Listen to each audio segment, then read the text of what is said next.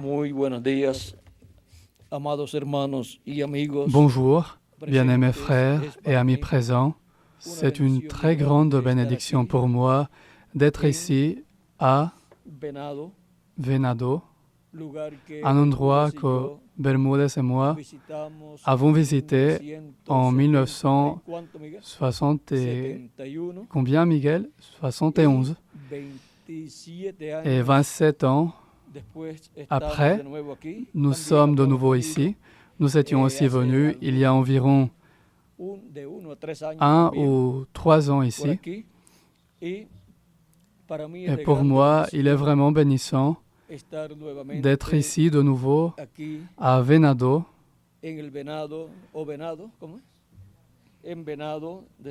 de San Luis de Potosí, pour partager avec vous quelques moments de communion autour de la parole de Dieu sous le thème « La lumière du 7e sceau ». Pour ce que je veux lire, Saint Jean, chapitre 8, et aussi l'Apocalypse, chapitre 8. Voyons ici Saint Jean, chapitre 8, versets 12 et suivants, dit « Jésus leur parla de nouveau et dit « Je suis la lumière du monde. Celui qui me suit ne marchera pas dans les ténèbres, mais il aura la lumière de la vie. » Là-dessus, les pharisiens lui dirent, « Tu rends témoignage de toi-même. Ton témoignage n'est pas vrai. » Jésus leur répondit, « Quoique je rende témoignage de moi-même, mon témoignage est vrai, car je sais d'où je suis venu et où je vais. Mais vous ne savez d'où je viens ni où je vais. Vous jugez selon la chair, moi je ne juge personne. Et si je juge, mon jugement est vrai, car je ne suis pas seul, mais le Père qui m'a envoyé est avec moi. Il est écrit dans votre loi que le témoignage de 2 hommes est vrai. Je rends témoignage de moi-même. Et le Père qui m'a envoyé rend témoignage de moi. » Ils lui dirent donc, « Où est ton Père ?» Jésus répondit, « Vous ne connaissez ni moi ni mon Père. Si vous me connaissiez, vous connaîtriez aussi mon Père. » Que Dieu bénisse nos âmes avec sa parole et nous permette de la comprendre. Vous pouvez prendre place, s'il vous plaît.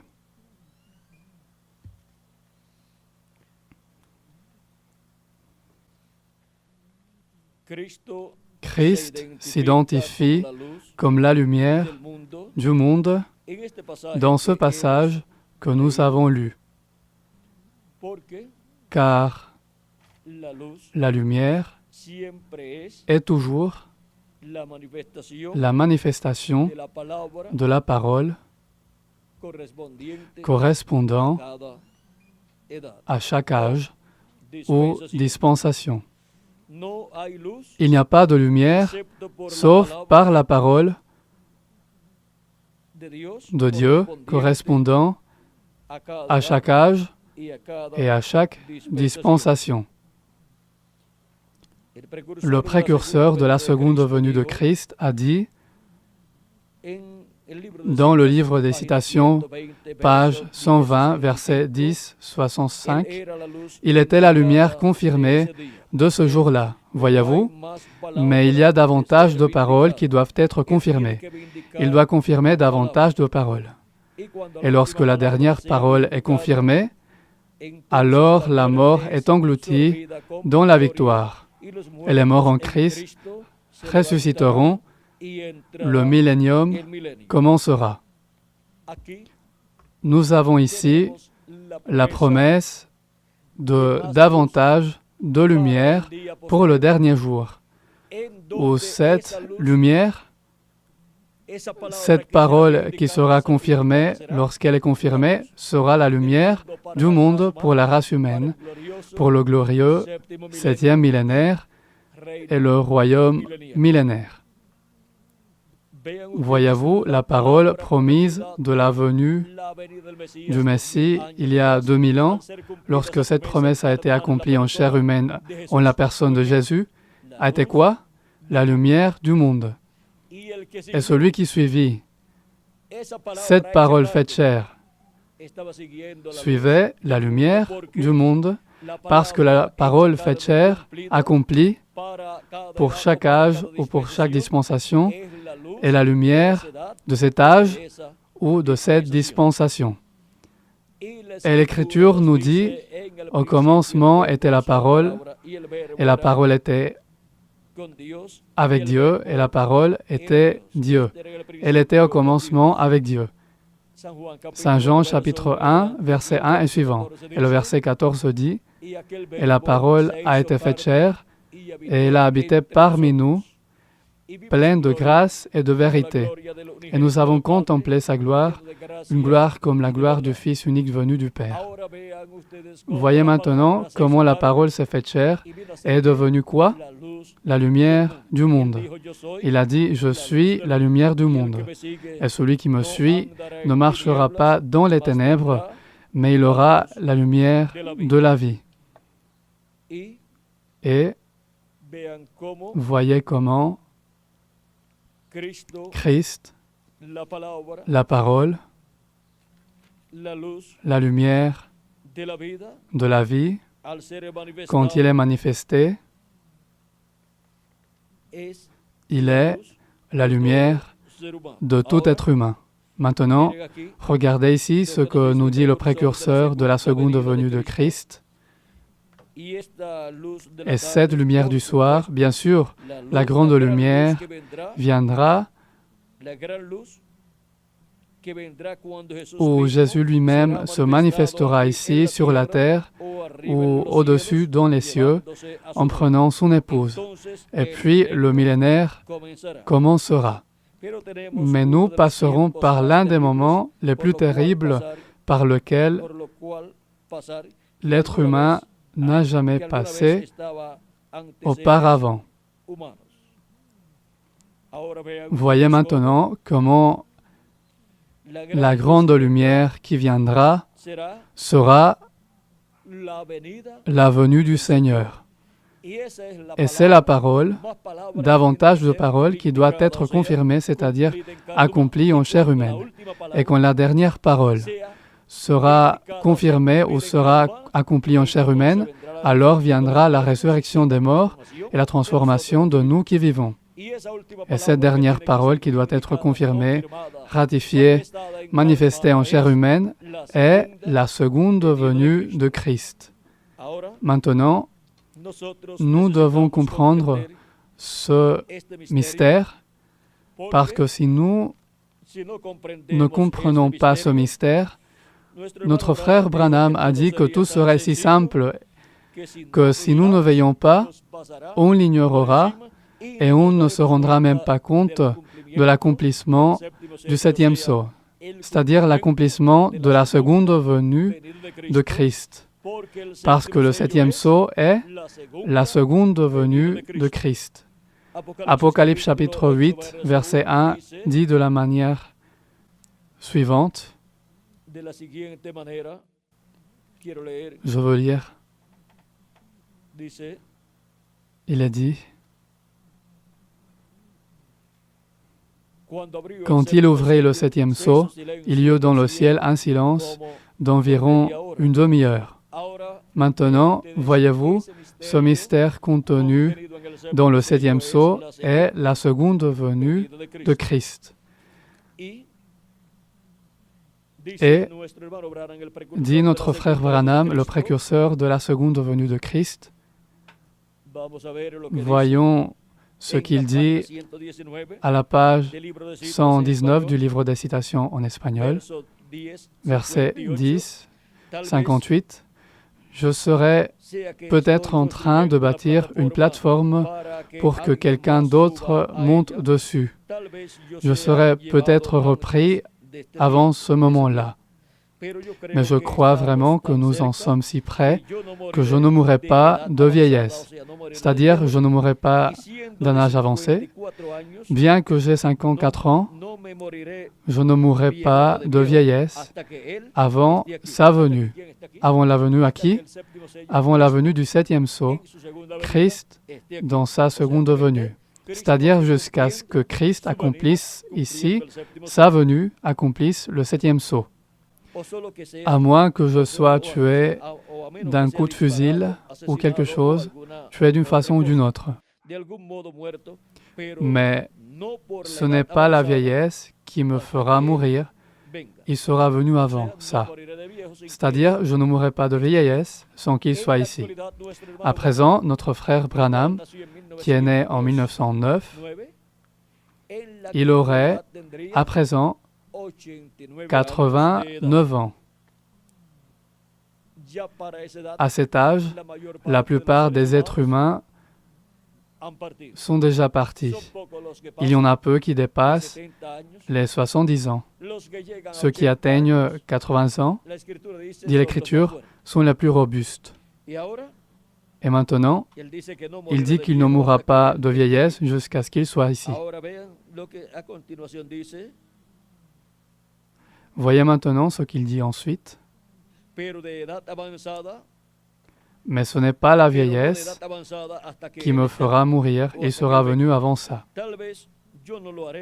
Ce n'est peut-être pas moi qui le ferai, mais ce message présentera Jésus-Christ au monde. Par conséquent, ce message de notre frère Branham, avec lequel il a précursé la seconde venue de Christ, sera présent pour rendre témoignage de ce qu'est la seconde venue de Christ sur cette planète Terre au dernier jour. Par conséquent, ce qu'a dit le précurseur de la seconde venue de Christ, le précursé l'utilisera pour montrer au peuple ce qui a été promis d'être la venue du Seigneur, d'être le septième sceau étant accompli. Passons maintenant à ce qu'a dit le précurseur de la seconde venue de Christ, qui sera la seconde venue de Christ. Parce que comme le précurseur a dit, il faut que ce soit comme cela. Regardez, il dit, car comme Jean-Baptiste a été envoyé comme précurseur de la première venue, le message sera le précurseur de la seconde venue. Et Jean a dit, « Voici l'agneau de Dieu qui ôte le péché du monde. » Alors, il y a été comparable en tout point, et je sais qu'il le fera. Il sait que ce sera comme cela. Maintenant, qu'est-ce que la venue du Seigneur? Qu'est-ce qu'il précursait comme étant la venue de Christ? Il a dit qu'il précursait la venue de la parole. Au commencement était la parole, et la parole était avec Dieu, et la parole était Dieu. Elle était au commencement avec Dieu. Saint Jean chapitre 1, verset 1 et suivant. Et le verset 14 dit, « Et la parole a été faite chair, et elle a habité parmi nous. » Et maintenant, quand la parole s'est faite chair, la première venue de Christ s'est accomplie. Maintenant, qu'est-ce que le septième sceau? Voyons ce mystère ici, aussi bien du septième sceau que de la venue du Seigneur, parce que toutes les deux sont la même chose. À la page 469 du livre de l'Essor en espagnol, a dit le précurseur de la seconde venue de Christ, parlant de ce nuage aussi, qui est apparu dans les cieux de l'Arizona le 28 février 1963, qui, pour la science, est un nuage mystérieux parce qu'il est apparu à 26 000 de hauteur avec une taille de 30 000 de largeur, c'est-à-dire qu'il s'agissait d'un nuage géant situé à une hauteur où les nuages ne peuvent pas se former parce qu'il n'y a pas d'humidité. Et maintenant, voyez ce nuage-ci. Si nous le tournons à droite, il forme le visage du Seigneur. Et maintenant, voyons quelle réalité est le mystère de ce nuage-ci. À la page 469 du livre de l'Esso en espagnol, dit le précurseur de la seconde venue de Christ, notre bien-aimé frère Branham. Et avez-vous remarqué, il y avait un ange, j'ai dit, là, qui était un ange étrange. Pour moi, il ressortait plus que tous les autres. Vous vous en souvenez? Il formait une constellation, 3 d'un côté et un en haut. Et celui qui était à côté de moi, ici, si on compte de gauche à droite, serait été le 7e ange. Il était plus brillant, il avait plus d'importance pour moi que tous les autres. J'ai dit, il bombait le torse comme ça et il volait en direction de l'Est. J'ai dit, cela m'a enlevé, m'a élevé. Vous vous en souvenez? Voici ce que c'est. Celui qui avait le 7e sceau. La chose que je me suis demandé toute ma vie. Les autres sceaux avaient beaucoup d'importance pour moi, bien sûr, mais vous ne savez pas combien ceci a eu de l'importance. Qui a le 7e sceau? L'ange qui était différent des autres, qui se trouve dans ce nuage-ci, qui a élevé notre frère Branham et l'a placé dans ce nuage aussi. Ils étaient tous là dans des corps théophaniques, car il y avait les 7 anges messagers de 7 âges de l'Église, gentils, y compris notre frère Branham, et il y avait un autre ange différent des autres. Cet ange qui était différent des autres était celui qui avait le 7e sceau. Alors, nous avons vu que le 7e sceau est cet ange des 8 anges qui sont dans ce nuage, car il y a les 7 anges des 7 âges de l'Église des gentils et un autre ange qui est différent des autres. Et qu'est-ce que le mystère du 7e sceau? Le mystère du 7e sceau est le mystère de cet ange qui était différent des autres. Et maintenant, voyez comment le précurseur de la seconde venue de Christ dit que ce 7e sceau viendra, qui est la venue du Seigneur, la venue de cet ange qui était différent des autres. La page 472 du livre de l'Esso dit, remarquez, là pour le message de la fin du temps, ce sceau, c'est-à-dire le 7e sceau. Après qu'il a révélé tous les 6 sceaux, voilà qu'il ne dit rien au sujet du 7e. Et le sceau du temps de la fin, quand il commencera, il sera tenu dans un secret complet, selon la Bible. Et avant de savoir cela, et souvenez-vous, Apocalypse dit 1 à 7, à la fin du message du 7e ange, tous les mystères de Dieu seraient connus. Nous sommes au temps de la fin, à l'ouverture du 7e sceau. Dimanche passé, il y a une semaine aujourd'hui, alors que je prêchais sur « Soyez humbles, soyez humbles ». Souvenez-vous, Dieu traite dans les petites choses. Je ne m'étais pas rendu compte de ce que ça voulait vraiment dire, mais maintenant je le vois. Ça se passe d'une façon tellement humble, on serait porté à penser que quelque chose comme ça serait révélé au Vatican, mais ça se passe exactement comme dans le cas de Jean-Baptiste. Ça se passe comme la naissance de notre Seigneur, dans une étable. Gloire à Dieu, je vous le certifie, l'heure est proche. Amen. Nous en sommes là, ô frères. Comment le 7e sceau vient-il, c'est-à-dire la seconde venue de Christ, étant accompli?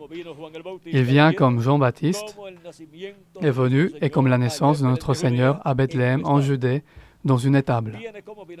Il vient comme Jean-Baptiste est venu parce que le 7e sceau, qui est la venue du Fils de l'homme, vient avec ses anges, et ces anges sont les ministères de Moïse et Élie, les 2 oliviers.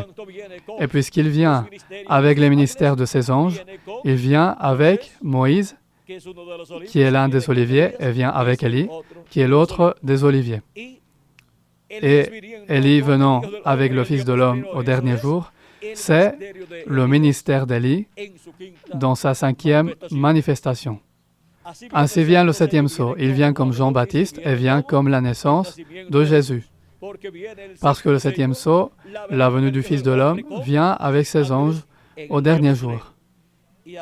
Et maintenant, voyez que tout sera d'une façon si simple, si humble, que si nous ne veillons pas, on ne s'apercevra pas de l'accomplissement de la seconde venue de Christ avec ses anges au dernier jour.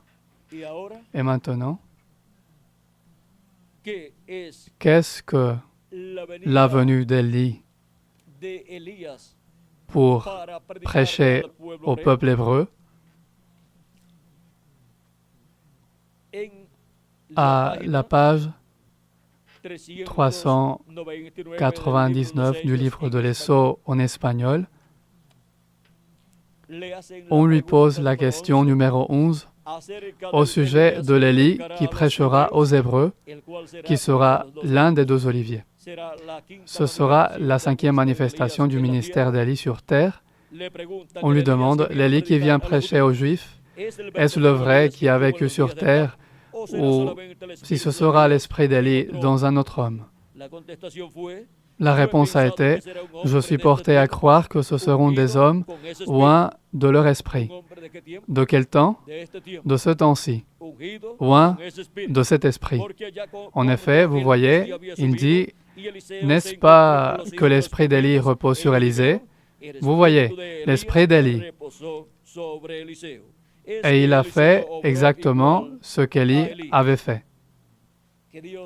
Que Dieu aide tous ses enfants en ce temps de la fin pour qu'ils voient en ce temps de la fin le ministère d'Élie qui a été manifesté en Élie Tishbite, puis en Élisée, puis en Jean-Baptiste pour la 3e fois, puis en le révérend William Branham pour la 4e fois, que Dieu nous permette de voir le ministère d'Élie pour la 5e fois en ce dernier jour, en un homme de ce temps de la fin. C'est la promesse. Je suis porté à croire que ce sera un homme de ce temps, oint de leur esprit, parce que l'Esprit de Dieu sera en cet homme, manifestant le ministère d'Élie pour la 5e fois, comme il a été en le révérend William Branham, l'Esprit de Dieu, le Saint-Esprit, manifestant le ministère d'Élie pour la 4e fois. Et il a été en Jean-Baptiste, dont l'archange Gabriel a dit qu'il serait rempli du Saint-Esprit même dès le ventre de sa mère, et a manifesté le ministère d'Élie pour la 3e fois. Et c'est ce qui se passa en Élysée. Ce fut l'Esprit de Dieu manifesté en Élysée, celui qui loignit du ministère d'Élie dans sa 2e manifestation en une double portion. Quand les fils des prophètes ont vu Élysée faire la même chose qu'Élie, c'est-à-dire ouvrir le Jourdain et marcher à sec, ils ont dit « L'Esprit d'Élie s'est reposé sur Élysée ». Que Dieu permette à tous les fils et filles de Dieu de voir Élie pour la 5e fois, ouvrant le 7e sceau, ainsi que nous l'avons vu, ouvrir les 6 sceaux de l'Apocalypse, que nous le voyons au dernier jour manifesté de nouveau, ouvrant le 7e sceau, qui est le sceau qui manquait à être ouvert. Et maintenant, quand nous le verrons, que nous puissions dire, l'Esprit d'Élie s'est reposé sur un homme de ce temps-ci, et que nous puissions le signaler. Ce ne sera pas Élie le Tishbite, celui qui a vécu il y a des centaines ou des milliers d'années, mais ce sera un homme de ce temps-ci, oint de cet esprit, car il aura l'Esprit de Christ, le Saint-Esprit, qui opérera en lui le ministère d'Élie pour la 5e fois. Et maintenant, pourquoi notre frère Branham parle d'Élie et parle de Moïse aussi? Parce qu'il est le précurseur de la seconde venue de Christ, de la venue du Fils de l'homme. Et le Fils de l'homme vient avec qui? Avec ses anges. Et ces anges sont Moïse et Élie. Il doit donc parler de Jésus, de Moïse et d'Élie, car il précurse, annonce la venue du Fils de l'homme avec ses anges. Et maintenant, qui sera Moïse et qui sera Élie dans le message de l'Esso, page 301 à 302, il est dit, et donc, quand le moment est venu où Dieu allait délivrer le monde antédiluvien, il a envoyé l'aigle. Rappelez-vous-en, un aigle représente un prophète. Cet aigle a été qui? Noé. Quand le moment est venu où il allait délivrer Israël, il a envoyé l'aigle. Qui était-ce? Moïse. Est-ce que vous croyez que le moment, même dans le cas de Jean, sur l'île de Patmos, ce message était tellement parfait qu'il ne pouvait pas le confier à un ange? Vous savez, un ange, c'est un messager. Mais saviez-vous que le messager, c'était un prophète? Le croyez-vous? Prouvons-le. Apocalypse 22, 9. Voyons si c'était un aigle. Voyez-vous, bien sûr, il était un ange, il était le messager, mais c'est un prophète qui lui a révélé tout le livre de l'Apocalypse. Voyons maintenant ce que Jean a vu. C'est moi, Jean, qui ai entendu et vu ces choses. Et quand j'eus entendu et vu, je tombai aux pieds de l'ange qui me le montrait pour l'adorer. Mais il me dit, « Garde-toi de le faire. Aucun vrai prophète ne se laisserait adorer, ni aucun messager quel qu'il soit. Je suis ton compagnon de service, et celui de tes frères les prophètes, et de ceux qui gardent les paroles de ce livre. Adore Dieu. » Apocalypse 22, versets 8 à 9. Maintenant, ce livre était tellement important puisque c'est la parole de Dieu. Maintenant, observez, quand la parole de Dieu est apportée, elle doit être apportée par le prophète parce que c'est à lui que vient la parole de Dieu. Quand le peuple attend la révélation de la part de Dieu, il doit attendre alors que Dieu envoie un prophète, car c'est à un prophète que vient la révélation de Dieu, et c'est par ce prophète que vient la révélation au peuple de Dieu. Aucune personne ne peut dire « Moi, j'ai la révélation de Dieu. Christ m'a donné la révélation de tel mystère, par exemple du 7e sceau. » Pourquoi? Parce que la révélation doit venir à un prophète. Et la révélation, voyez-vous, des 6 sceaux antérieurs est venue au 7e ange messager, le prophète envoyé par Dieu avec le ministère d'Élie pour la 4e fois. Et pour que la révélation du 7e sceau vienne, elle doit venir par un prophète aussi. Et il n'y a qu'un seul prophète promis pour le dernier jour. Et il est le dernier prophète promis dans la Bible de tous les prophètes que Dieu enverrait à la race humaine. Et dire qu'il est le dernier prophète, cela implique l'accomplissement d'une infinité de prophéties qui parlent du dernier jour. Il est le prophète de la dernière dispensation, c'est-à-dire de la dispensation du royaume. Et il est le prophète avec le dernier message de Dieu, avec le message de l'évangile du royaume. Et il est le prophète de l'âge de la pierre angulaire, le messager de l'âge de la pierre angulaire. Et c'est cet ange de Jésus-Christ qui a donné à Jean la révélation de l'Apocalypse. Voyez, il est venu montrer à Jean toutes les choses qui allaient arriver, parce que c'est ce que font les prophètes de Dieu. Ils reçoivent la révélation des choses qui arriveront, et ensuite ils la donnent au peuple de Dieu. C'est pourquoi, voyez-vous, il vient révéler les choses qui arriveront. Il vient prophétiser les choses qui arriveront. C'est pour cela que l'Écriture identifie le livre de l'Apocalypse comme étant le livre prophétique qui, lorsqu'il a lu et en gardé le contenu, celui qui le lit, l'entend et le garde est heureux. Pourquoi? Parce que c'est un livre prophétique. Apocalypse chapitre 1, versets 1 à 3, dit « Révélation de Jésus-Christ que Dieu lui a donnée pour montrer à ses serviteurs les choses qui doivent arriver bientôt. » Et qu'il a fait connaître par l'envoi de son ange à son serviteur Jean. Et nous avons vu qui est cet ange. Il est un prophète, dit le révérend William Branham, lequel a attesté la parole de Dieu et le témoignage de Jésus-Christ, tout ce qu'il a vu. Heureux celui qui lit et ceux qui entendent les paroles de la prophétie et qui gardent les choses qui y sont écrites, car le temps est proche. Voyez, il est heureux celui qui lit et ceux qui entendent les paroles de cette prophétie, parce que c'est un livre prophétique. Ce livre contient les prophéties de toutes choses qui arriveront. Et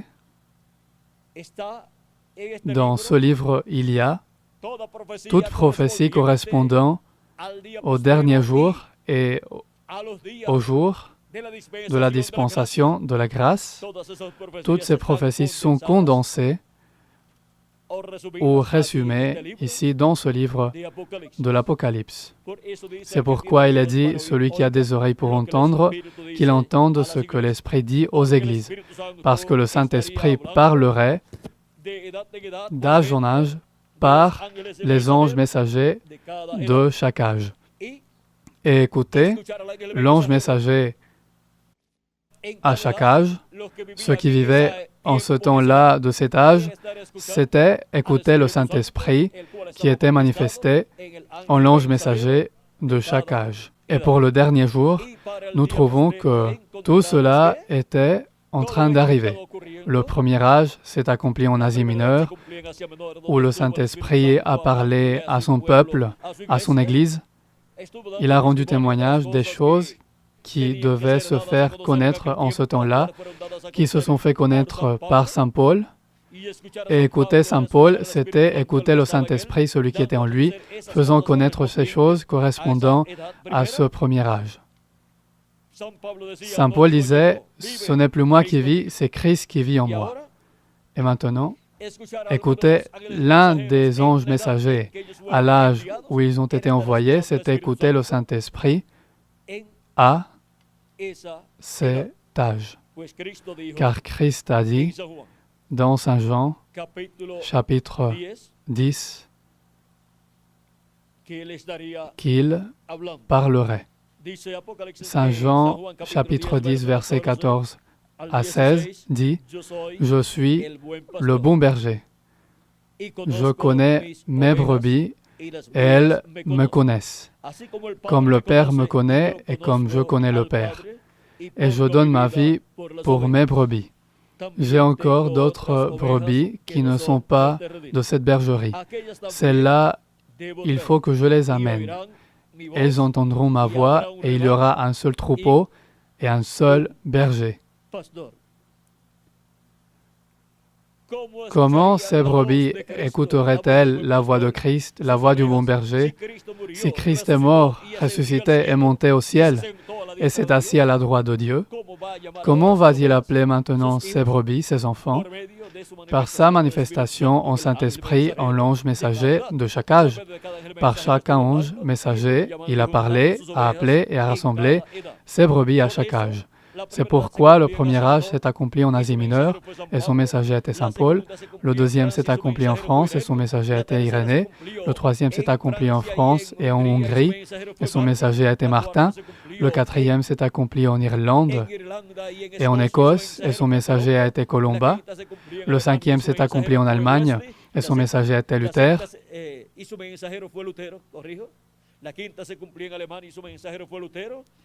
Le sixième s'est accompli en Angleterre et son messager était Wesley.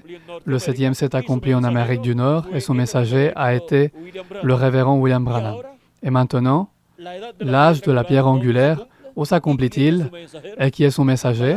L'âge de la pierre angulaire s'accomplit dans l'Amérique latine et dans les Caraïbes et son messager est l'ange du Seigneur Jésus-Christ qui est un prophète et qui est le dernier prophète de Dieu, le prophète de la dispensation du royaume, avec le message de l'évangile du royaume. Ce prophète messager est celui qui vient avec le ministère d'Élie pour la 5e fois, le ministère de Moïse pour la seconde fois et le ministère de Jésus pour la seconde fois. Parce que le Fils de l'homme vient avec ses anges, comme le dit Jésus dans Saint Matthieu chapitre 16, versets 27 à 28. Et où se trouvera l'accomplissement de la venue du Fils de l'homme, il y aura aussi l'accomplissement de la venue de ses anges, c'est-à-dire de la venue d'Élie pour la 5e fois et de Moïse pour la seconde fois. Et maintenant, voyez que l'ange du Seigneur Jésus-Christ est un prophète qui, pour le temps de la fin, serait ici sur terre, nous rendant témoignage de toutes ces choses qui doivent arriver bientôt.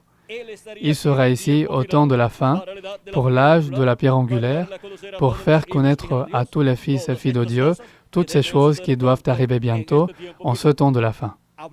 Notre frère Branham, le précurseur de la seconde venue de Christ, parlant à propos de Moïse, à la page 326 du livre de leçons en espagnol, il dit « Moïse, ce sera la même personne. » Bon, et nous voyons dans Apocalypse 22, 8 la même chose. Moïse sera la même personne et nous trouvons la même chose où? Dans l'Apocalypse 22, verset 8. Et ce qu'on trouve dans l'Apocalypse 22, verset 8, c'est quoi? Qui nous trouvons là? Nous y trouvons l'ange de Jésus. Il a dit, c'est moi Jean qui ai entendu et vu ces choses, et quand j'eus entendu et vu, je tombais aux pieds de l'ange qui me les montrait pour l'adorer. Là, nous avons Moïse. Moïse sera la même personne. Nous trouvons la même chose dans l'Apocalypse 22, verset 8, et dans l'Apocalypse 22, verset 8, celui qui apparaît est l'ange de Jésus. C'est Moïse dans sa seconde manifestation. Et c'est aussi Élie dans sa 5e manifestation. Et maintenant, que sera la venue du Fils de l'homme? Que sera la venue de l'ange puissant qui descend du ciel dans l'Apocalypse chapitre 10 et la venue du cavalier du cheval blanc de l'Apocalypse chapitre 19? Parce que dans tous les deux passages, nous trouvons la seconde venue de Christ. Voyez ce que le précurseur de la seconde venue de Christ nous dit, que sera la venue de l'ange de l'Apocalypse chapitre 10. Il dit, à la page 57 du livre de l'Esso en espagnol, il dit de la manière suivante. Voyons.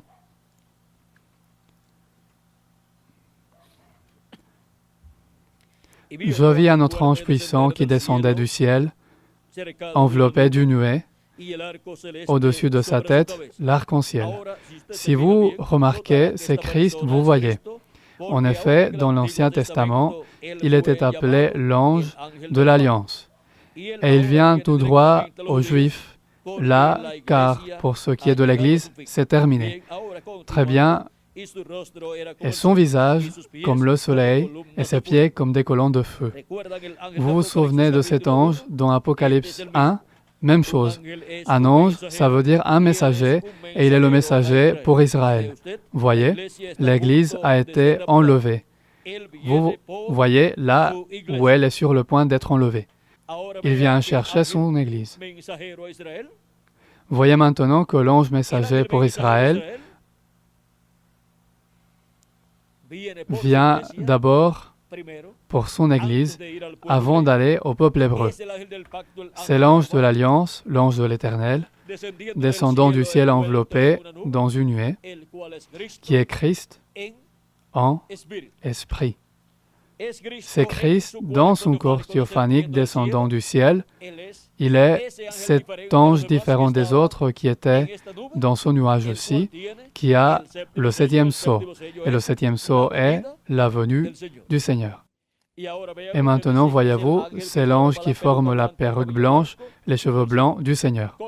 Avec le ministère de cet ange qui était différent des autres, les cheveux blancs du Seigneur, cette préfiguration, ce symbolisme s'accomplit en ce dernier jour dans la venue de cet ange qui était différent des autres. Maintenant, comment viendra cet ange? Comment viendra le 7e sceau? Voyez qu'il vient pour le peuple hébreu, il vient pour Israël, car il est le messager pour Israël. Il est l'ange de l'Alliance. Mais l'Église de Jésus-Christ est sur le point d'être enlevée, elle est arrivée à sa fin. Par conséquent, il vient pour son Église. Le peuple hébreu verra l'ange de l'Alliance, l'ange de l'Éternel, au milieu de l'Église de Jésus-Christ et dira, « C'est celui que nous avons attendu. » Et maintenant, comment viendra-t-il? Il vient en tant que le messager pour Israël, mais il vient pour son Église des gentils. Et maintenant, il vient aussi en tant que le cavalier du cheval blanc de l'Apocalypse, chapitre 19. À la page 134 de l'Esso, le précurseur de la seconde venue de Christ dit « Remarquez quand ce Saint-Esprit que nous avons s'incarnera pour nous, que celui qui est maintenant parmi nous sous la forme du Saint-Esprit s'incarnera pour nous dans la personne de Jésus-Christ, nous le couronnerons, roi des rois et seigneur des seigneurs. » Et maintenant, voyons ce mystère. À la page 277 du livre de l'Esso en espagnol, notre frère Branham, en priant, dit que le Saint-Esprit descende en ce moment, le cavalier au cheval blanc, alors que son esprit, l'Esprit de Christ, s'élève contre l'Antichrist et qu'il appelle les siens. Maintenant, qui est le cavalier du cheval blanc de l'Apocalypse 19? C'est le Saint-Esprit, Christ en Saint-Esprit. Et maintenant, comment le cavalier du cheval blanc de l'Apocalypse 19 viendra-t-il au dernier jour? Il dit que le Saint-Esprit viendra incarner. C'était ce que nous avons lu à la page 134 du livre de l'Esso. Et maintenant, à la page 256 du livre de l'Esso en espagnol, il dit « Mais quand notre Seigneur apparaîtra sur la terre, ici sur la terre, il montera un cheval blanc comme neige, et il sera complètement et entièrement l'Emmanuel, la parole de Dieu incarnée dans un homme. » La parole viendra incarner en un homme.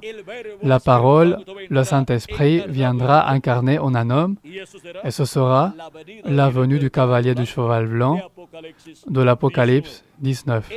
Ce sera la venue du Fils de l'homme avec ses anges. Maintenant, à la page 166 du livre des citations en espagnol, nous nous demandons, et d'où viendra Christ? Le Verbe, la parole incarnée en un homme en ce temps de la fin. De quel territoire? Voyons.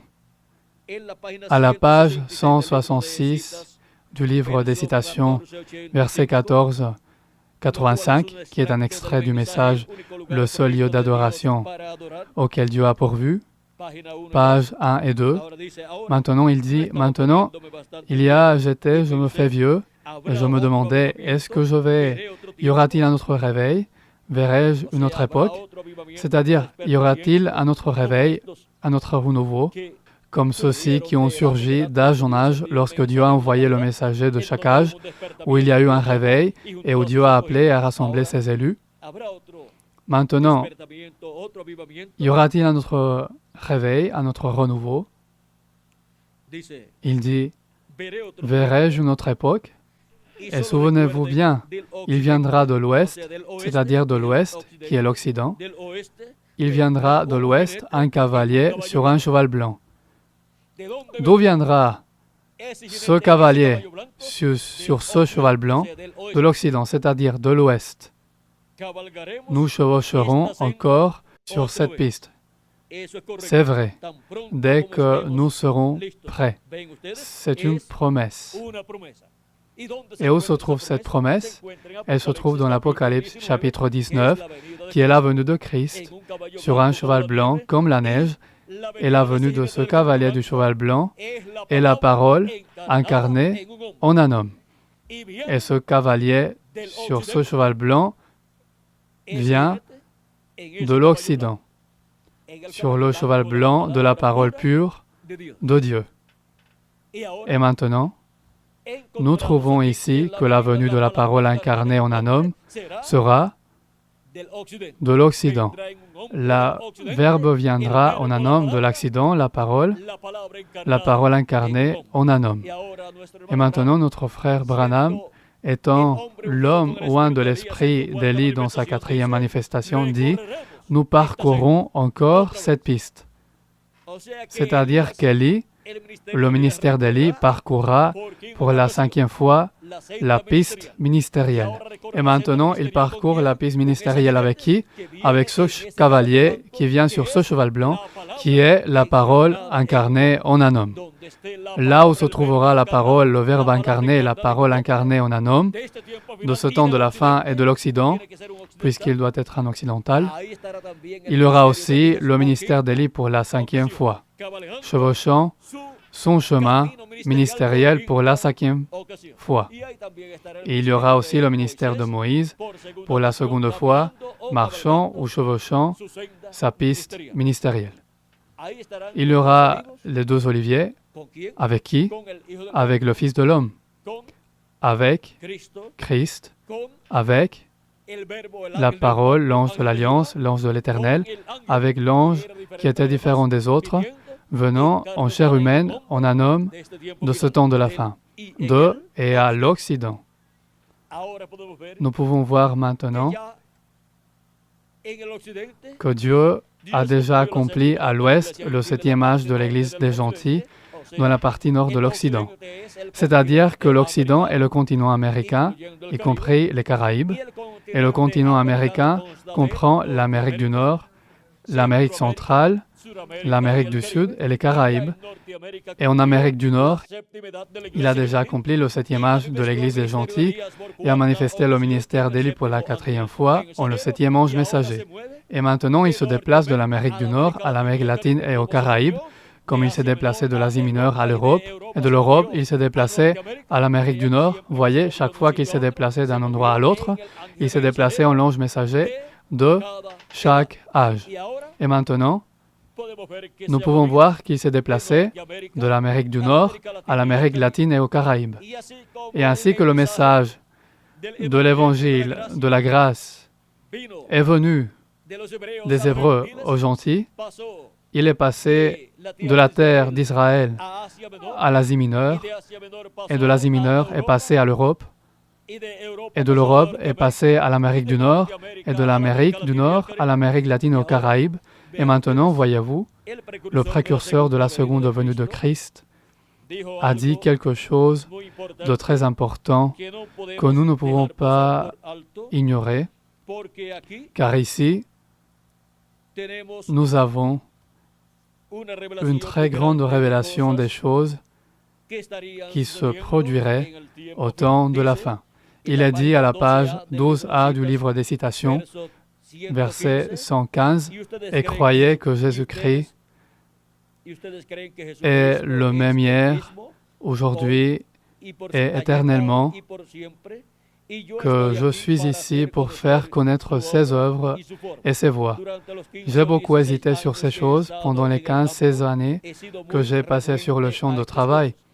Mais l'heure vient maintenant où quelque chose est sur le point d'arriver. Le message ira à une autre nation et à un autre peuple. Mais pendant que nous sommes dans la présence de son Saint-Être, l'Église en Amérique, je pense, est pratiquement appelée. Elle est au complet. Elle a été lavée. Elle est prête, la véritable Église. Maintenant, le message, dit-il, qu'il ira à un autre peuple et à une autre nation. De même qu'il est passé, il est passé du peuple hébreu à l'Asie mineure, de l'Asie mineure à l'Europe ou aux Européens, et de l'Europe à l'Amérique du Nord, et maintenant, de l'Amérique du Nord, il est passé à l'Amérique latine et aux Caraïbes. Et maintenant, voyez comment de l'Occident viendra le Verbe, la parole, incarné en un homme, le cavalier du cheval blanc de l'Apocalypse 19. Et là, viendra le ministère de Jésus manifesté pour la seconde fois, viendra le ministère d'Élie manifesté pour la 5e fois, et viendra le ministère de Moïse manifesté pour la seconde fois. Parce que Dieu n'a pas deux prophètes majeurs en même temps. Mais il peut vraiment avoir un prophète ou un de 2 ou 3 ministères majeurs en même temps. Il a eu Élisée, qui est venu avec une double portion de l'Esprit qui était en Élie. Ce fut la demande d'Élisée.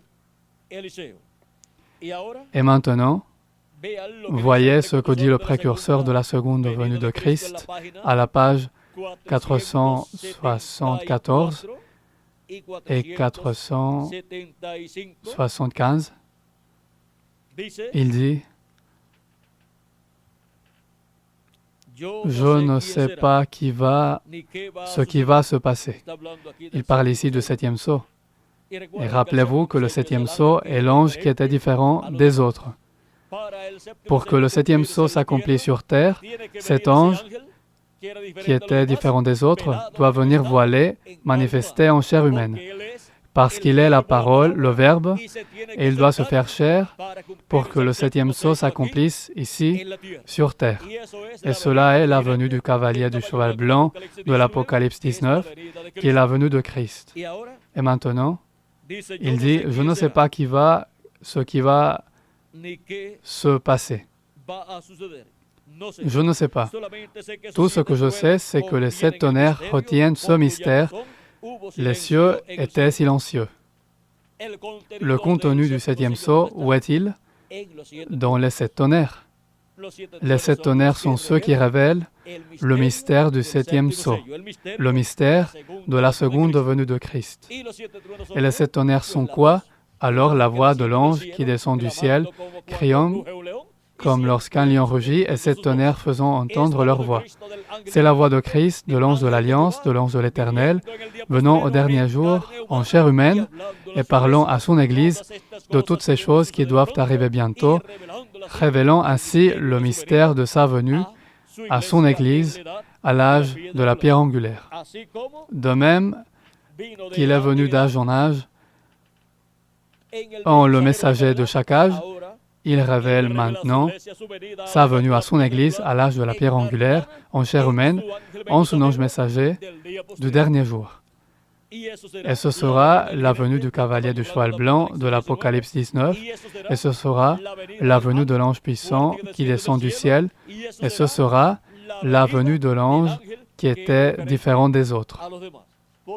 Parce que c'est le même ange, c'est Christ lui-même, c'est l'ange de l'Alliance lui-même, c'est Jésus-Christ en Saint-Esprit au dernier jour, venant à son Église à l'âge de la pierre angulaire pour appeler et la rassembler en ce temps de la fin. Ces 7 tonnerres de l'Apocalypse chapitre 10 c'est la voix de Christ parlant à son Église et lui révélant le mystère le plus grand de tous, qui est le mystère de sa venue à son Église à l'âge de la pierre angulaire, car il vient pour son Église. Et il vient à l'âge de la pierre angulaire, et il vient en chair humaine, en son ange messager, en ce temps de la fin. Il vient en le messager pour Israël. Et il se révèle d'abord au milieu de son Église pour faire connaître toutes ces choses qui doivent arriver bientôt. Et c'est pour cela que notre frère Branham a été le précurseur de celui qui viendra au dernier jour manifesté en chair humaine. Il est le précurseur de l'ange qui était différent des autres, qui vient en chair humaine en un homme de ce temps de la fin. Et qui vient où? À l'Occident, c'est-à-dire dans le continent américain. Le continent américain comprend l'Amérique du Nord, l'Amérique centrale, l'Amérique du Sud et les Caraïbes. Et en Amérique du Nord, le 7e âge de l'Église des gentils s'est déjà accompli. Et Dieu a envoyé son 7e ange messager du 7e âge de l'Église des gentils. Et maintenant, il ne reste que l'Amérique latine et les Caraïbes pour que Christ accomplisse sa venue en tant que le cavalier du cheval blanc de l'Apocalypse 19, accomplisse sa venue en chair humaine en son ange messager de l'âge de la pierre angulaire dans l'Amérique latine et les Caraïbes.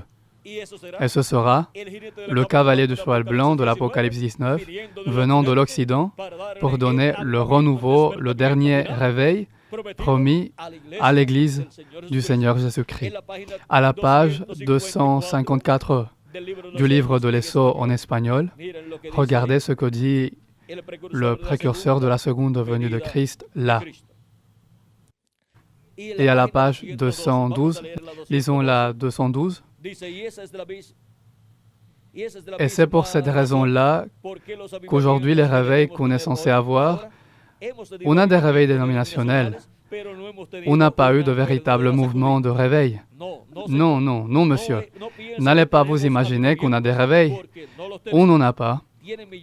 Ils ont des millions et des millions et des millions de membres d'église, mais pas de réveil nulle part. L'épouse n'a pas encore eu de réveil. Il n'y a pas encore eu de réveil là. Aucune manifestation de Dieu pour stimuler l'épouse.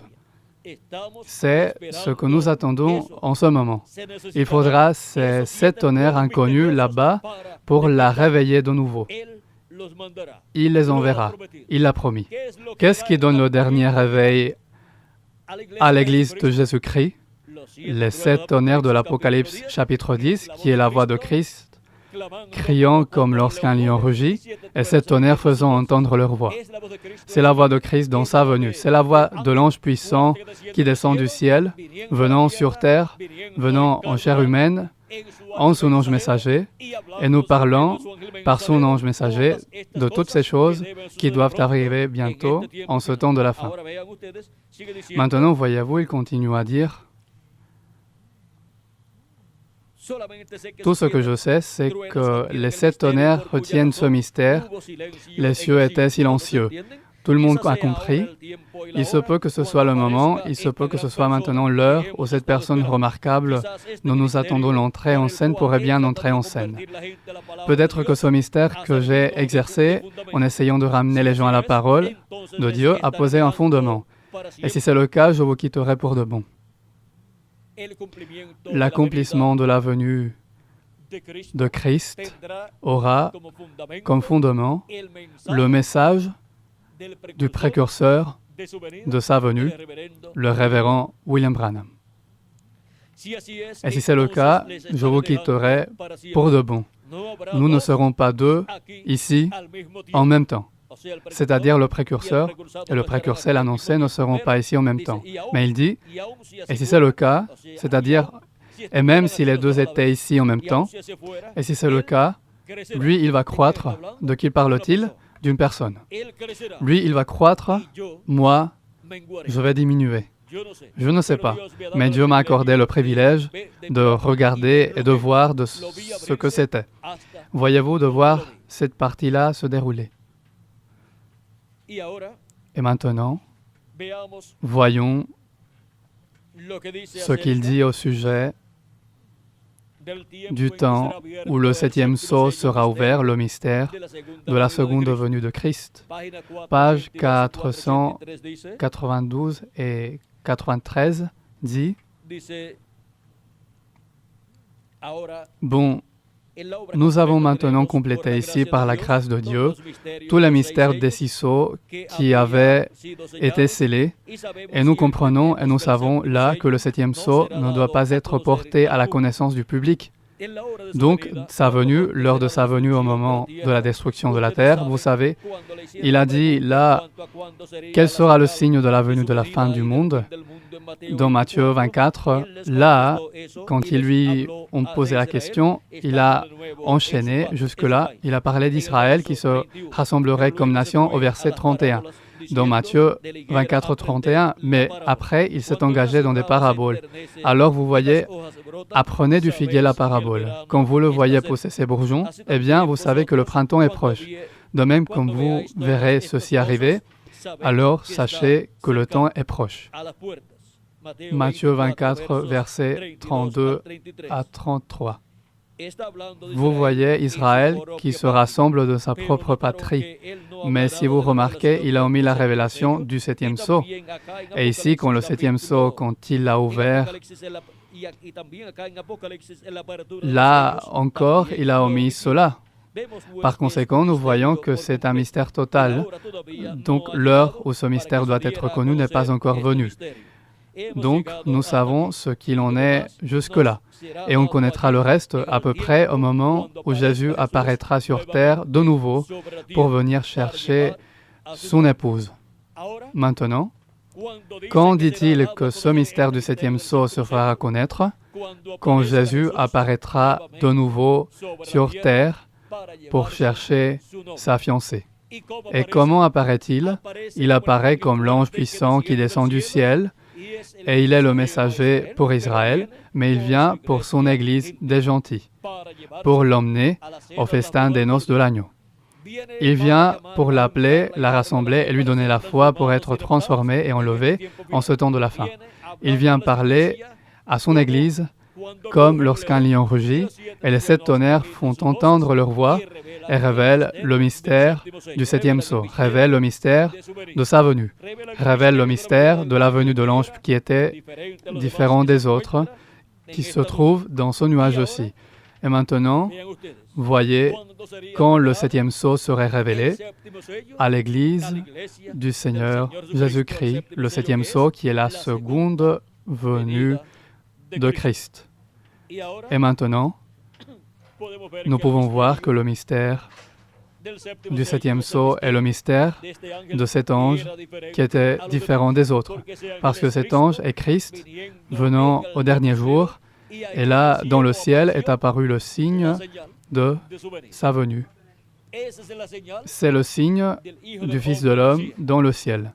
C'est le signe de la venue de Christ avec ses anges pour le temps de la fin. Et là, nous trouvons que ce qui a été accompli dans le ciel, cela est accompli ici sur terre au dernier jour. Autant pour la première venue de Christ, il y a eu un signe dans le ciel, et il a été l'étoile de Bethléem, comme on appelle l'étoile de Bethléem, qui rendait témoignage que le Messie était déjà sur terre, que c'était le temps de la venue du Messie. Et ainsi, ce signe dans le ciel rend témoignage du temps de la venue du Messie, de la venue de l'ange qui était différent des autres, qui se trouve dans ce nuage, et autant les 7 anges messagers des 7 âges pour se manifester et avoir leur ministère ici sur terre, ils ont dû venir en chair humaine. Et cet ange, qui était différent des autres, pour pouvoir avoir son ministère ici sur terre, le ministère de Jésus, le ministère d'Élie et le ministère de Moïse manifesté ici sur terre, il doit venir en chair humaine. Parce que ces ministères doivent être manifestés en chair humaine pour produire les bénéfices pour l'Église de Jésus-Christ, pour appeler les élus de Dieu avec la trompette retentissante de l'Évangile du Royaume qui tourne autour de la seconde venue de Christ, les rassembler et leur donner la foi à la révélation pour être transformés et enlevés en ce temps de la fin. Maintenant, voyez comment ce mystère de la venue de l'ange, qui était différent des autres, qui est la venue de l'ange puissant, qui descend du ciel, et aussi la venue du cavalier du cheval blanc de l'Apocalypse 19, est la parole incarnée en un homme, de ce temps où nous vivons. Notre frère Branham a dit, tout sera si simple, tout sera manifesté en simplicité, en humilité, que si nous ne veillons pas, on ne le percevra pas et nous ne le verrons même pas. Il dit, ça se passe d'une façon tellement humble. On serait porté à penser que quelque chose comme ça serait révélé au Vatican, mais ça se passe exactement comme dans le cas de Jean-Baptiste. Ça se passe comme la naissance de notre Seigneur dans une étable. Maintenant, nous pouvons voir comment notre frère Branham dit que sera la venue et l'accomplissement du septième sceau. Comment sera la venue du Seigneur? Ce sera comme Jean-Baptiste est venu et comme la naissance de Jésus est venue là-bas dans une étable. Maintenant, nous tous qui sommes nés en Christ, nous sommes nés à Bethléem parce que Christ est notre Bethléem. Bethléem signifie la maison du pain de Dieu et Christ est la maison du pain de Dieu. Et l'Église du Seigneur Jésus-Christ, puisqu'elle est le corps de Christ, elle est aussi notre Bethléem, en tant que corps mystique des croyants. Et maintenant, en Christ naîtra l'ange messager de Jésus-Christ naîtra de nouveau en croyant en Christ comme son Sauveur, en recevant la purification de ses péchés, et en recevant le Saint-Esprit. Et ainsi, il obtiendra la nouvelle naissance. Il sera né où? En Christ. Par conséquent, il sera né dans le royaume de Dieu et sera né ainsi dans notre Bethléem, à Bethléem. Et par cet enfant de Dieu, Christ sera manifesté au dernier jour en tant que lion de la tribu de Juda, en tant que roi des rois et seigneur des seigneurs, dans son œuvre de réclamation. Christ sera manifesté en tant que fils de l'homme et fils de David, et manifestera le ministère de Jésus, d'Élie et de Moïse en ce voile de chair appelé l'ange de Jésus-Christ. Mais cet ange messager n'est ni Jésus-Christ, ni Moïse, ni Élie. Il est un homme de ce temps en qui sera le Saint-Esprit, Christ, l'ange de l'Alliance, manifestant les ministères de Moïse, de Jésus et d'Élie en ce temps de la fin, dans l'accomplissement de la venue du Fils de l'homme avec ses anges. Lorsque Dieu a parlé de la venue d'Élie pour précurser et annoncer la première venue de Christ, lorsqu'elle s'est accomplie, cela a été un homme du temps de Jésus ou un de ce ministère, et c'était Jean-Baptiste. C'est pourquoi le voile de chair ne devait pas s'appeler Élie. L'ange lui a dit de lui donner le nom de Jean, mais le ministère était le ministère d'Élie. Par conséquent, Élie était sur terre, c'était son ministère, mais on a un autre homme, qui était un homme de ce temps-là, appelé Jean-Baptiste. Voyez comment le ministère d'Élie a peu à peu changé de voile de chair. Il a changé d'Élie le Tishbite au voile de chair appelé Élisée, et a changé du voile de chair appelé Élisée au voile de chair appelé Jean-Baptiste, et a changé du voile de chair appelé Jean-Baptiste au voile de chair William Marion Branham dans sa 4e manifestation.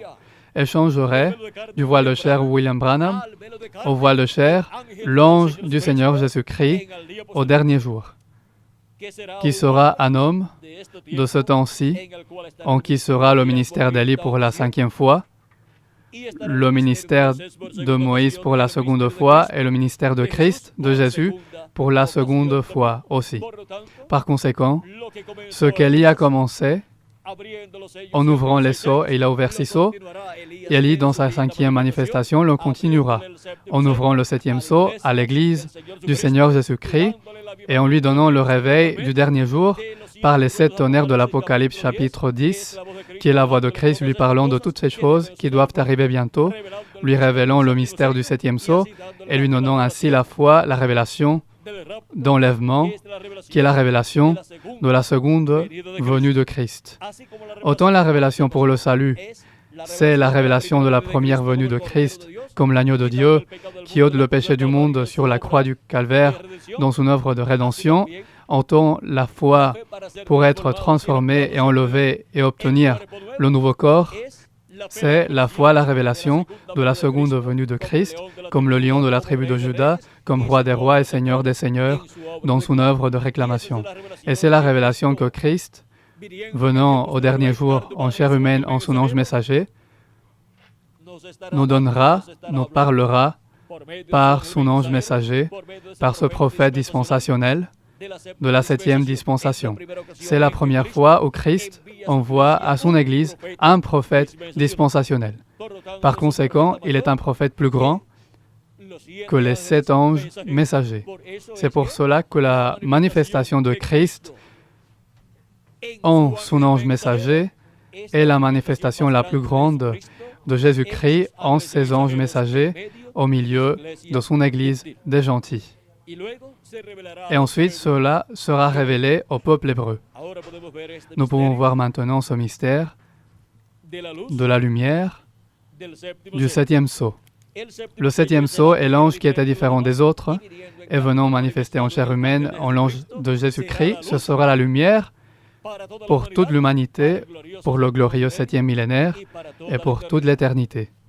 Parce qu'il a été la lumière du monde il y a 2000 ans, quand il est venu en chair humaine, en ce jeune charpentier appelé Jésus de Nazareth. Et maintenant, pour le dernier jour, il continue à être la lumière du monde. Il est la lumière du monde pour le glorieux royaume millénaire, dans sa venue, comme lion de la tribu de Juda, comme roi des rois et seigneur des seigneurs, dans son œuvre de réclamation. La terre sera remplie de la connaissance de la gloire de l'Éternel, comme le fond de la mer par les eaux qui le couvrent, dit Habacuc, chapitre 2, verset 14, et aussi Ésaïe, chapitre 11, verset 9. Ils seront remplis de la connaissance de la gloire de Dieu manifestée dans la seconde venue de Christ, dans la venue de l'ange qui était différente des autres, dans la venue du Saint-Esprit, qui est l'ange de l'Alliance, l'ange de l'Éternel, venant au dernier jour en chair humaine, en son ange messager. C'est la venue de la parole incarnée en un homme. C'est la venue du cavalier du cheval blanc de l'Apocalypse 19, venant à l'Occident en un homme de ce temps de la fin. Nous avons vu la lumière du 7e sceau. Avec la manifestation du 7e sceau en chair humaine, la manifestation de l'ange puissant, de l'ange qui était différent des autres, et le cavalier du cheval blanc de l'Apocalypse 19, en venant le Verbe, la parole incarnée en un homme, nous avons la lumière du 7e sceau, la lumière de l'ange qui était différent des autres manifestée au dernier jour. Celle-là est la lumière pour l'Église du Seigneur Jésus-Christ au dernier jour, et c'est la lumière pour le peuple hébreu au dernier jour aussi. Et maintenant, la promesse d'Ésaïe, chapitre 60, s'accomplira pour le peuple hébreu, où il est dit de la manière suivante: « Lève-toi, sois éclairé, car ta lumière arrive, et la gloire de l'Éternel se lève sur toi. » C'est la gloire de l'Éternel manifestée dans la venue du Fils de l'homme avec ses anges. C'est la gloire de l'Éternel manifestée dans la venue de la parole incarnée en un homme de ce temps de la fin, qui est l'ange du Seigneur Jésus-Christ. Par l'ange de Jésus-Christ, il sera l'ange de l'Alliance, Jésus-Christ en Saint-Esprit manifesté, nous faisant connaître toutes ces choses qui doivent arriver bientôt en ce temps de la fin. C'est pour cela que sur la montagne de la Transfiguration, son visage a brillé comme le soleil et ses vêtements sont devenus blancs comme la lumière ou brillants comme la lumière et sont apparus de chaque côté du Seigneur, Moïse d'un côté et Élie de l'autre côté. C'est l'ordre de la venue du royaume de Dieu. C'est la venue du Fils de l'homme avec ses anges qui sont les ministères de Moïse et d'Élie pour ce temps de la fin. C'est pourquoi le prophète Malachie, dans le chapitre 4, verset 2, dit « Mais pour vous qui craignez mon nom, se lèvera le soleil de la justice et la guérison sera sous ses ailes. » C'est-à-dire que la seconde venue de Christ est comme le soleil levant et par conséquent est la lumière du monde entier. C'est la lumière pour tout être humain qui vit sur cette planète Terre en ce temps de la fin et pendant tout le royaume millénaire. Et maintenant, voyez aussi pourquoi dans l'Apocalypse chapitre 1, le Fils de l'homme apparaît avec son visage comme le soleil. Dans l'Apocalypse chapitre 1, verset 16, il est dit ceci: il avait dans sa main droite 7 étoiles, de sa bouche sortait une épée aiguë à 2 tranchants, et son visage était comme le soleil lorsqu'il brille dans sa force. Et Apocalypse chapitre 10, verset 1 et suivant, dit « Je vis un autre ange puissant qui descendait du ciel, enveloppé d'une nuée. Au-dessus de sa tête était l'arc-en-ciel, et son visage était comme le soleil, et ses pieds comme des colonnes de feu. Il tenait dans sa main un petit livre ouvert. Il posa son pied droit sur la mer, et son pied gauche sur la terre. Et il cria d'une voix forte, comme rugit un lion, et quand il cria, les 7 tonnerres firent entendre leur voix. » Maintenant, voyez-vous, l'ange puissant qui descend du ciel descend avec le petit livre ouvert dans sa main, le livre des 7 sceaux, et descend avec son visage comme le soleil parce qu'il est la lumière du 7e sceau. Il est la lumière pour tout être humain qui vit sur cette planète Terre. Nous trouvons dans l'Écriture que Dieu resplendira. Regardez comment le peuple hébreu proclame Dieu dans le chapitre 2 d'Ésaïe, verset 1. Il est dit de la manière suivante, prophétie d'Ésaïe, fils d'Amos, sur Juda et Jérusalem. Elle continue à mentionner là tout ce qu'il a vu. Il dit, il arrivera dans la suite des temps. Quand? Dans la suite des temps. Que la montagne de la maison de l'Éternel sera fondée sur le sommet des montagnes, qu'elle s'élèvera par-dessus les collines et que toutes les nations y afflueront. C'est pour le dernier jour, c'est-à-dire pour le 7e millénaire. Des peuples s'y rendront en foule et diront, « Venez et montons à la montagne de l'Éternel, à la maison du Dieu de Jacob, afin qu'il nous enseigne ses voies et que nous marchions dans ses sentiers. Car de Sion sortira la loi et de Jérusalem la parole de l'Éternel. » Rappelez-vous que tout sera contrôlé depuis la terre d'Israël. Le gouvernement millénaire de Christ, ce royaume sera gouverné depuis la terre d'Israël. À Jérusalem sera le trône de Christ. Il sera le juge des nations, l'arbitre d'un grand nombre de peuples. De leurs glaives, ils forgeront des hoyaux et de leurs lances des serpes. Une nation ne tirera plus l'épée contre une autre et l'on n'apprendra plus la guerre. Maison de Jacob, venez et marchons à la lumière de l'Éternel. Le peuple hébreu marchera à la lumière de l'Éternel dans l'accomplissement de la venue du Messie, dans l'accomplissement de la venue de l'ange qui était différent des autres, de l'Apocalypse chapitre 10, verset 1 et suivant, et Apocalypse chapitre 19, verset 11 et suivant, qui est la venue du cavalier du cheval blanc de l'Apocalypse 19. Il est dit aussi dans le chapitre 42 d'Ésaïe, verset 6, de la manière suivante. Et nous allons lire ce qu'il dit là. Il dit, « Moi, l'Éternel, je t'ai appelé pour le salut, et je te prendrai par la main, je te garderai, et je t'établirai pour traiter alliance avec le peuple, pour être la lumière des nations. » Et le chapitre 49, verset 6, dit, il dit, « C'est peu que tu sois mon serviteur pour relever les tribus de Jacob et pour ramener les restes d'Israël. Je t'établis pour être la lumière des nations, pour porter mon salut jusqu'aux extrémités de la terre. » Dans le chapitre 58, versets 8 à 10, il est dit de la manière suivante. Alors, ta lumière naîtra comme l'aurore. Comment naîtra la lumière pour Israël? Comme l'aurore, c'est-à-dire la lumière du matin. Pour ceux qui craignent mon nom, se lèvera le soleil de la justice. C'est la lumière de l'aurore, la lumière du matin. Alors ta lumière naîtra comme l'aurore, et ton salut sera bientôt vu.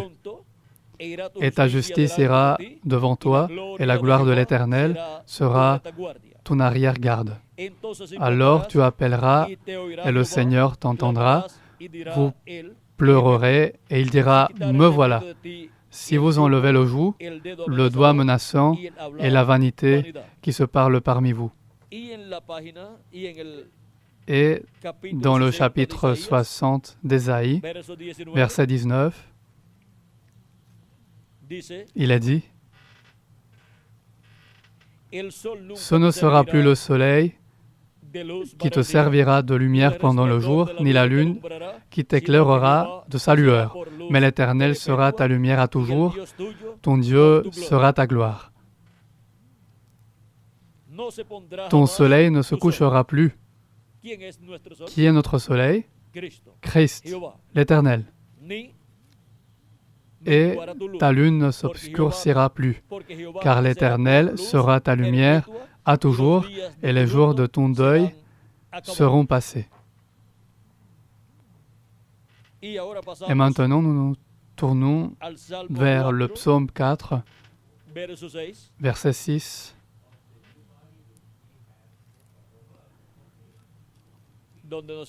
où Dieu nous dit, plusieurs disent, qui nous fera voir le bonheur? Fais lever sur nous la lumière de ta face, ô Éternel.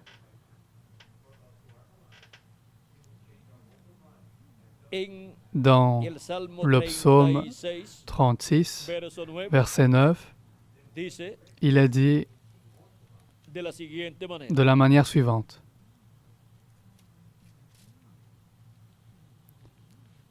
Car auprès de toi est la source de la vie. Par ta lumière, nous voyons la lumière. Comment peut-il être possible que par la lumière, nous voyons la lumière? Nous aurons de la lumière, de la connaissance. Avec quoi? Avec la lumière de Dieu, dans sa venue manifestée. Ce qui nous donne la lumière dans toutes les promesses de Dieu, la lumière pour comprendre toutes choses, ce qui nous donne la lumière dans les promesses, dans les prophéties, ce sera la lumière de sa venue. Christ venant comme la lumière du monde, nous éclaire et nous remplit de lumière et d'intelligence tout notre être. Et ainsi nous verrons, par la lumière de sa venue, nous le verrons, lui, comme la lumière du septième sceau manifesté en ce temps de la fin. Dans le psaume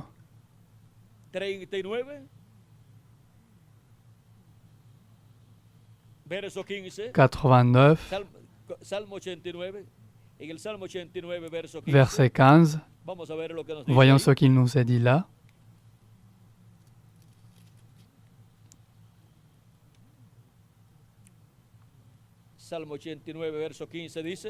Psaume 89, verset 15, dit « Heureux le peuple qui connaît le son de la trompette.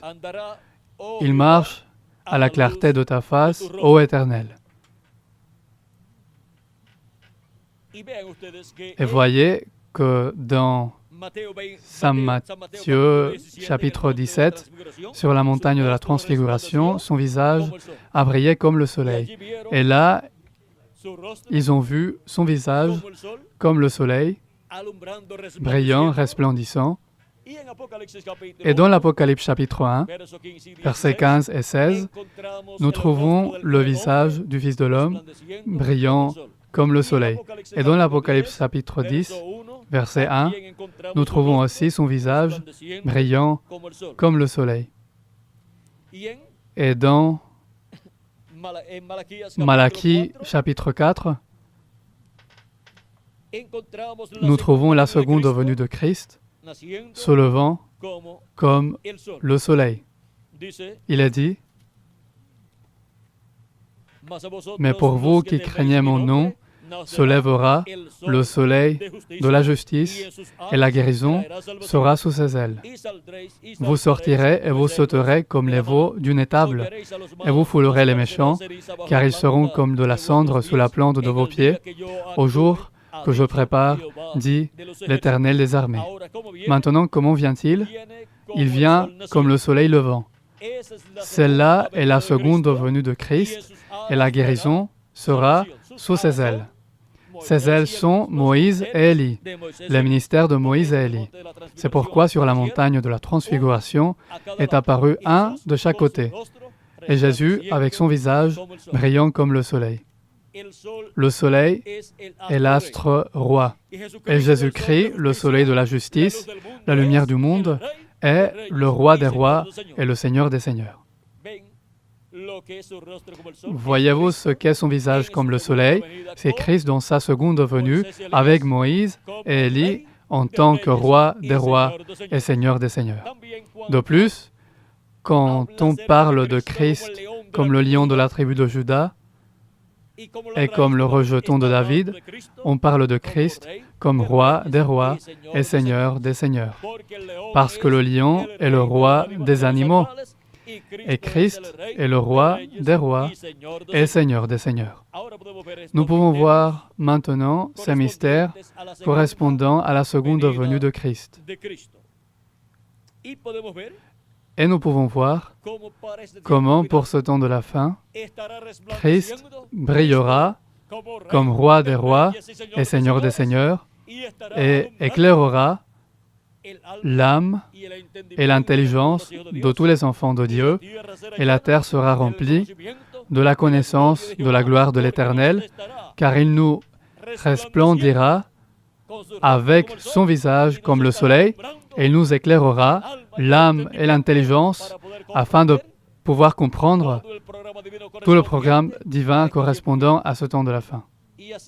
Et c'est ainsi que l'humanité sera remplie de la connaissance de la gloire de l'Éternel, comme le fond de la mer par les eaux qui le couvrent. Elle sera remplie de la connaissance de la seconde venue de Christ avec ses anges en ce dernier jour. L'humanité sera remplie de la connaissance de la venue de la parole incarnée en un homme en ce temps de la fin.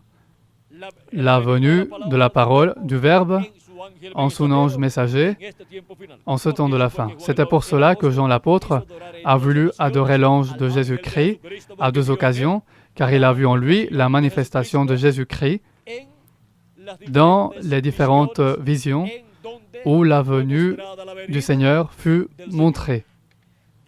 Nous pouvons voir que l'ange lui a dit de ne pas le faire, de ne pas l'adorer, parce qu'il était serviteur avec Jean et avec ses frères. Il lui a dit d'adorer Dieu. Jean, voyez-vous, il a essayé de l'adorer en voyant cette manifestation de Christ en lui, mais l'ange lui a dit de ne pas le faire parce qu'il est un prophète messager qui vient au dernier jour manifestant Christ, l'ange de l'Alliance, manifestant l'ange qui était différent des autres, manifestant le cavalier du cheval blanc de l'Apocalypse 19. Nous avons vu maintenant le mystère du septième sceau. Nous avons vu le mystère de cet ange qui était différent des autres. Sa venue en chair humaine au dernier jour, en l'ange de Jésus-Christ, c'est l'ouverture quant à l'accomplissement du septième sceau. Et ce mystère étant ouvert aux enfants de Dieu, c'est le septième sceau étant ouvert quant à la signification du septième sceau. Ce mystère étant ouvert à tous les fils et filles de Dieu. Et c'est la voix de Christ, cette voix de sept tonnerres, qui est aussi la dernière trompette ou la trompette retentissante, qui contient le mystère du septième sceau, le mystère de la seconde venue de Christ. Nous avons vu maintenant la lumière du septième sceau. La grande lumière qui viendra, c'est lorsque Jésus-Christ lui-même sera manifesté ici sur terre, c'est-à-dire la parole incarnée en un homme. C'est la lumière, la grande lumière promise qui viendra, car la grande lumière promise qui viendra est la venue du Seigneur, avec ses anges au dernier jour, et c'est la venue de l'ange de l'Alliance, de l'ange de l'Éternel, de Jésus-Christ en Saint-Esprit, venant en chair humaine, en son ange messager. Cela est le Verbe, la parole, venant de nouveau au dernier jour, comme il est venu il y a 2000 ans. La parole est venue incarnée en un homme, le Verbe est venu incarné en un homme simple de Nazareth, appelé Jésus. Et ce fut la première venue de Christ. Et pour le dernier jour, la parole reviendra en chair humaine, conformément à Apocalypse chapitre 19. Ce sera la parole incarnée en un homme de ce temps de la fin, qui est l'ange du Seigneur Jésus-Christ.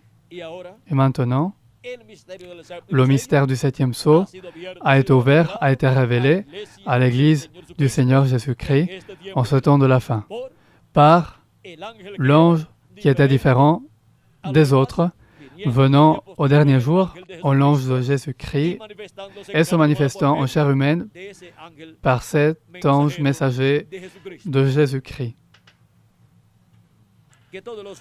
Que tous les fils et filles de Dieu qui ont vu les 6 sceaux étant ouverts par Élie dans sa 4e manifestation, où était l'Esprit de Christ manifesté, qui le voit en ce temps de la fin, ouvrant le 7e sceau, où Élie sera manifesté pour la 5e fois en chair humaine.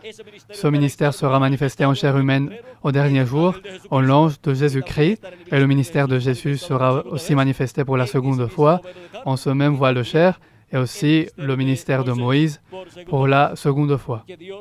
Que Dieu permette de voir à tous les enfants de Dieu le retour d'Élie dans sa 4e manifestation, ouvrant le 7e sceau aux fils et filles de Dieu. Parce que toute révélation doit venir à l'Église de Jésus-Christ par un prophète. Et c'est le prophète de la dispensation du royaume avec le message de l'évangile du royaume. Et cette manifestation de Christ en lui est la lumière du 7e sceau pour tous les êtres humains. Et ceci est dans l'Amérique latine et dans les Caraïbes, qui est la partie du territoire de l'Occident, du territoire du continent américain, qui n'avait pas encore eu de manifestation de Christ dans l'une des étapes ou âges de l'Église des gentils. Mais il aurait l'âge le plus important, qui est l'âge éternel de la pierre angulaire, l'âge auquel l'Église de Jésus-Christ monte au dernier jour, et c'est l'âge d'or de l'Église de Jésus-Christ. C'est à cet âge, l'âge de la pierre angulaire, l'âge d'or, que l'Église de Jésus-Christ se trouve en ce temps de la fin, pour entendre toutes ces choses qui doivent arriver bientôt, et pour que Dieu accomplisse toutes ces choses qui doivent arriver bientôt, les accomplisse en ce temps, à l'âge de la pierre angulaire et dispensation du royaume, où s'entrelacent une nouvelle dispensation, la dispensation du royaume. La lumière du 7e sceau. Il n'y a de lumière que par la parole, le Verbe, à chaque âge, dans l'accomplissement de la parole promise pour chaque âge. Et maintenant, dans l'accomplissement de la parole promise pour l'Église de Jésus-Christ à l'âge de la pierre angulaire, nous avons la lumière du 7e sceau. La lumière de l'ange qui était différent des autres, venant en chair humaine au dernier jour, ayant son ministère dans un âge parfait, l'âge de la pierre angulaire, où il appelle et rassemble ses élus et leur révèle ce mystère, le mystère le plus grand de tous, et tous les autres mystères qui tournent autour de la seconde venue de Christ. Cela a été pour moi un très grand privilège d'être avec vous en cette occasion, vous rendant témoignage de la lumière du 7e sceau, où tous les fils et filles de Dieu verraient la lumière du 7e sceau manifestée, cette lumière manifestée en chair humaine au dernier jour, en l'ange du Seigneur Jésus-Christ. Que les bénédictions de Jésus-Christ, l'ange de l'Alliance, la lumière du 7e sceau, soient sur chacun de vous et sur moi aussi, et qu'il nous éclaire complètement l'âme et tout notre esprit, toute notre intelligence, pour pouvoir comprendre toutes ces promesses bibliques, toutes ces prophéties correspondant à ce temps de la fin. Et que nous soyons bientôt tous transformés, enlevés et emmenés au festin des noces de l'agneau dans le ciel, aux côtés des morts en Christ, qui ressusciteront dans des corps éternels. Au nom éternel du Seigneur Jésus-Christ. Amen et Amen. Merci beaucoup pour votre aimable attention, bien-aimés amis et frères présents, et ceux qui ont vu ou verraient cette conférence à travers vidéo. Que Dieu vous bénisse grandement, que Dieu vous garde et merci beaucoup pour votre aimable attention. Et allez-y, marchons à la lumière du 7e sceau en ce dernier jour. Je marche en ce temps de la fin à la lumière du 7e sceau, car je suis en train de voir la lumière du 7e sceau manifestée en ce temps de la fin. Et où sont ceux qui, au dernier jour, verraient la lumière du 7e sceau et marcheraient à la lumière de son visage en ce temps de la fin? Nous sommes ici, dans l'Amérique latine et dans les Caraïbes. Ici, à Venado, de San Luis de Potosí, il y a un groupe, et dans les différents endroits de la République mexicaine, et dans les différents endroits des nations latino-américaines et caribéennes. Que Dieu vous bénisse et vous garde, et merci beaucoup pour votre aimable attention. Je laisse encore une fois avec nous le révérend Miguel Bermúdez Marín pour continuer et terminer notre partie en cette occasion, rendant grâce à Christ pour la lumière du 7e sceau. Dieu vous bénisse et vous garde tous.